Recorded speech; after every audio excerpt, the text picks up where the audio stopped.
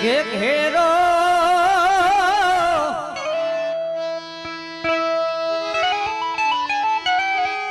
હે વડલો ને ઘેરી જાયડી રેલો હવે ઘેરા હે કુટુંબમાં મારો બાપ રે મીઠો છાયો રે મારો બાપનો રેલો ખંધોલે કે અને બજાર દેખાડતો હોય ને બાપ કહેવાય અને હપ્તર વિનાના બૂટ પોતે પહેરે અને પોતાના દીકરા માટે પેટે પાટા બાંધી અને કહેતો હોય કે મારા દીકરાને નવા સેન્ડલ લઈ જાવ. આ બાપની વેદના હોય, આ પિતાની કરુણતા હોય કે આંગળી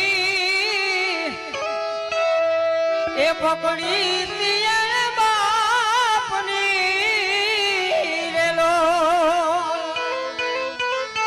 જગદીશભાઈ ને રમેશભાઈ ને હાલતા ન આવ્યું હોય તેથી આંગળી પકડી અને બજાર દેખાડતો હોય આ બાપની કરુણા છે કે ચાલો ઈ તો એ ડગો મગો ચાલ રે એને જીલે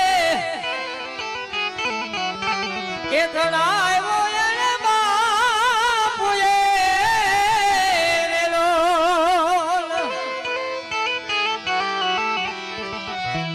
આ ટુકડામાંથી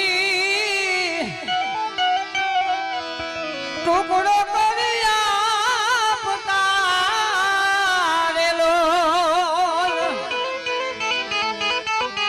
પરિસ્થિતિ નબળી હોય અને ઘરમાં બે દીકરા હોય ને તો અડધામાંથી અડધું ખવડાવે એ બાપ છે, એ બાપની વેદના છે, એ બાપની કરુણતા છે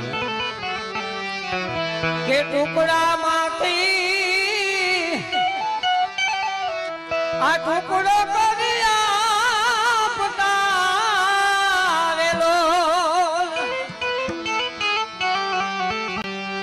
એ ભૂખો એ હું આવ્યો લઈ દિન રાત ને ઘેરો એ વડલો ને ઘેરી જાયડી રેલો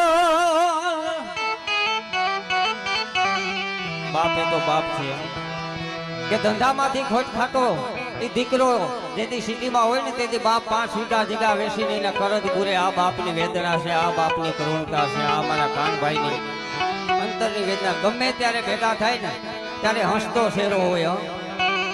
કાનભાઈ મારે હેઠે જ્યારે ભેગા થાય ને ત્યારે આનંદમાં જ હોય, આનંદમય જિંદગી જીવી ગયા હોય.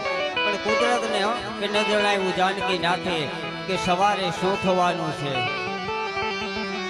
કહેવાના દી હતા પણ જેમનો જન્મ થયો ને એને જવાનું છે, જવાનું છે, જવાનું છે, પણ ક્યાં ટાણે ક્યાં સંજોગે જાય ને એની નોંધ થતી હોય.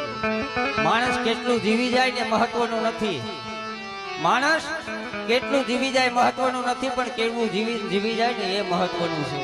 એવું સુંદર મજાનું અગરબત્તી જેવું જીવન જીવી અને આ ધરતીમાંથી આત્મા આપણી વચ્ચેથી વયા ગયા કે પોતે બળી અને બીજાને સુગંધ આપે.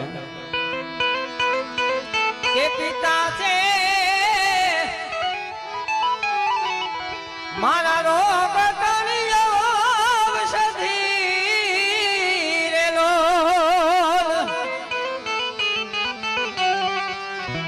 પલમાં એ કરે છે મારા દુઃખ દૂર ને ઘેરો એ વડલો ને ઘેરી જાયડી રેલો.